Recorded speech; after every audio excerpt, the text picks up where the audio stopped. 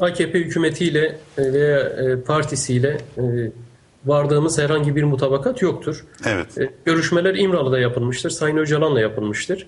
Bu aşamaya da onunla gelinmiştir. Bizim müdahilliğimiz sadece iki arkadaşımızın, Sayın Türk ve Sayın Atan'ın oraya gidişiyle gerçekleşmiş durumda. Tam olarak da sürecin içerisinde değiliz. Biz de anlamaya çalışıyoruz. Parti olarak nasıl katkı sunabiliriz, neresinde olabiliriz? Bütün bunları elbette ki önümüzdeki süreçte bütün aktörlerle tartışmak istiyoruz.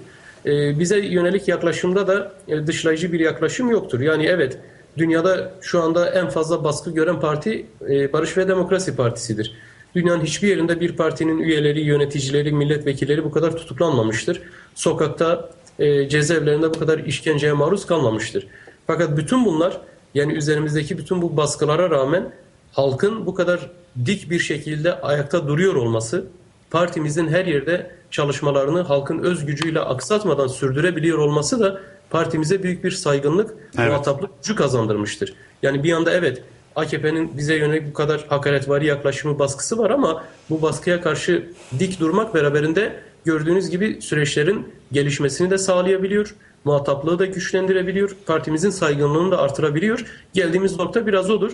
Önümüzdeki süreçte belki bu konuda hükümetle veya başka siyasi partilerle ortak hareket etme, mutabakat, ilkeler çerçevesinde en azından mutabakat sağlama gibi durumlar olabilir.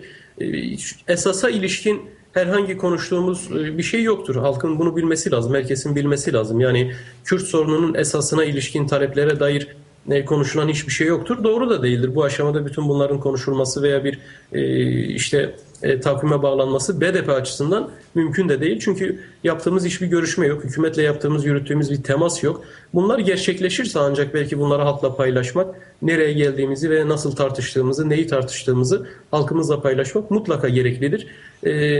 Sayın Eş Başkan yine ifade etti. Geçen Oslo İmralı süreçlerinden edindiğimiz deneyimler var.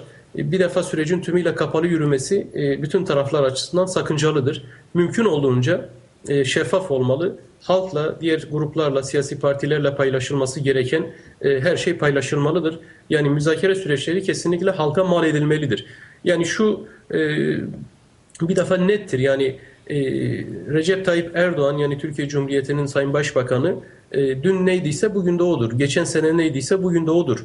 Yani bir gece uyanıp da Kürtlerle ilgili, Kürt sorunuyla ilgili, Kürdistan'la ilgili fikirleri falan değişmiş değil. Türkiye Cumhuriyeti Devleti 1924'te neydiyse bugün de odur. Ama gelinen konjüktür, bölgedeki gelişmeler, halkın bu konudaki mücadelesi, siyasi gücümüz, kazanımlarımız, müzakere konusundaki isteğimiz, samimiyetimiz belli bir kapı aralamıştır. Evet. Şimdi bu kapıyı daha fazla genişletebilir miyiz? Açılan kapıdan girip çözüm yolunda ilerleyebilir miyiz? Bütün bunlar tabii ki önümüzdeki süreçte karşılıklı hamlelerle daha da netleşecektir.